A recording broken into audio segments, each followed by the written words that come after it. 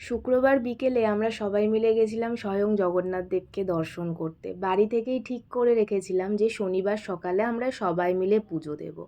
আগের দিন অনেকটা রাত করে ঘুমানোর কারণে পরের দিন কোনো মতেই ঘুম আর ভাঙছিল না। তাও 4:30 সময় ঘুম থেকে সবাইকেই উঠে পড়তে হয়েছিল। আমি ঘুম থেকে উঠে একটু ব্যালকনিতে গেছিলাম। কি সুন্দর পরিবেশ! মানে নিস্তব্ধ এলাকা, সামনে সমুদ্রের একটি আওয়াজ আর সঙ্গে ছিল হচ্ছে ঠান্ডা হাওয়া। কি যে অপূর্ব লাগছিল! আমি প্রায় 10 মিনিট মতন চুপচাপ বসেছিলাম। ভীষণ ভালো লাগছিল।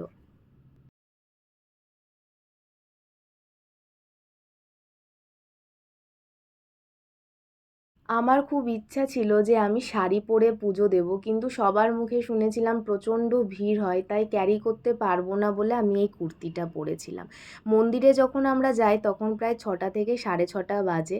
মন্দিরের দরজা খুলে যায় 4টের সময়, কিন্তু জগন্নাথ দেবকে প্রথম ভোগ নিবেদন করা হয় বলে মন্দিরের দরজা আধ ঘন্টা মতন বন্ধ থাকে।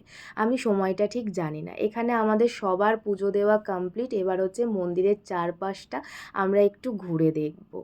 আর তখন বাজে প্রায় 8টা, 8:30। আমাদের পুজো দিতে দিতে এতটা সময় লেগে গেছিলো। আর এটা হচ্ছে মানে পুরীর মানে রান্নাঘর।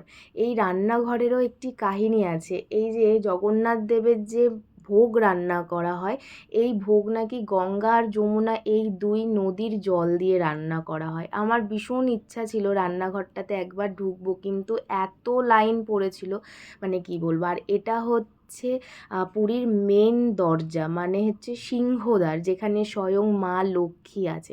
সত্যি কথা তোমাদেরকে একটা বলি যে সত্যি এখানে গেলে একটা ফিল হবে যে স্বয়ং জগন্নাথ দেব এখানে সত্যিই আছে। মন্দির থেকে বেরিয়েই সবার প্রথম ডাবের জল খেয়েছিলাম, তারপর হোটেলে এসে দেখি কে একজন প্যারাগ্লাইডিং করছে।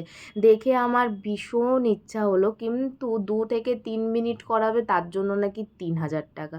তারপরে আমি একটু ঘুমিয়ে পড়েছিলাম। ঘুম থেকে উঠেই হচ্ছে পমফ্রেট ফ্রাই খেলাম, সঙ্গে স্যালাড। আগের ভিডিওতেও তোমাদেরকে বলেছি যে রান্না নিয়ে কোনো কথা হবে না, অসাধারণ রান্না। আর আজকের লাঞ্চে ছিল ভেটকি মাছ ফ্রাই, সঙ্গে ছিল হচ্ছে চিংড়ি মাছের মালাইকারি। কি অসাধারণ যে রান্না করেছিল চিংড়ি মাছের মালাইকারিটা, মানে কি বলবো। তারপর ছিল হচ্ছে মাটন। মাটনের কোয়ালিটি ভীষণ খারাপ ছিল জানো তো, তার জন্য মাটনটা একদম ভালো লাগছিল না, কিন্তু অন্যান্য রান্নাগুলো খুব ভালো ছিল।